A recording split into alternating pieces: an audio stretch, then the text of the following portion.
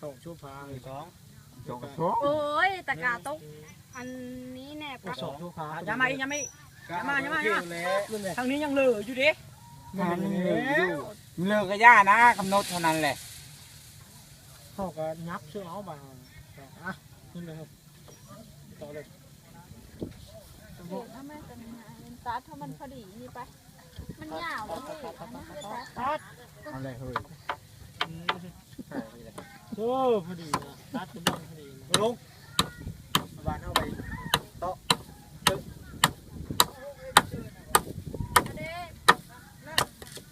โกมินโกมินโกมิน จับยัง จับมือดอกตรงแล้วก็ แม่อะไรจะออกอะไร โล่แบบนี้กลายเป็นโล่ว่า เอาเท่าเอ็นคือกันจะมึง โล่อีมึงเองนะ เป็นการเท่าคือกัน ได้กันได้ที่นู่นแล้ว เห็นแล้วสองเสา นี่มันเช็ดได้ไง ทำไมน้อยก็โยกว่ามีลมมีนะเนาะโอ้บ่ายก็ไม่ได้ ออกมาเนี่ยโอ้นี่เจ้าตุ๊ดพอดีเลยเบิ่งแน่ชนกันนะ อย่าตดไม่อย่าตด พอดีกันยา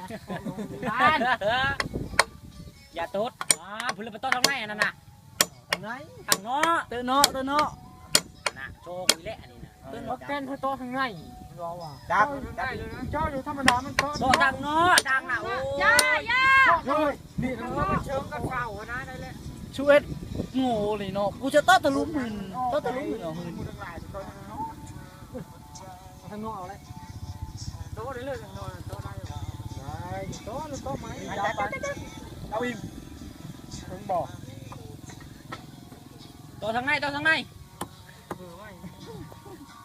ได้เลย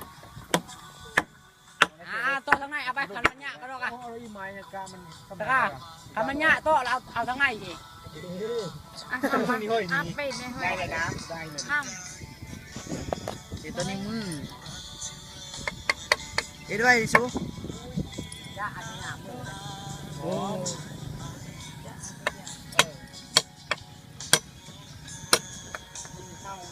จะอะไร มันอยู่ได้เดี๋ยวเยอะมา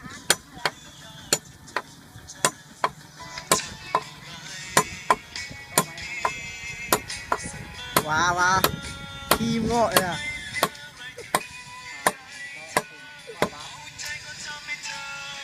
นี่ทำเลย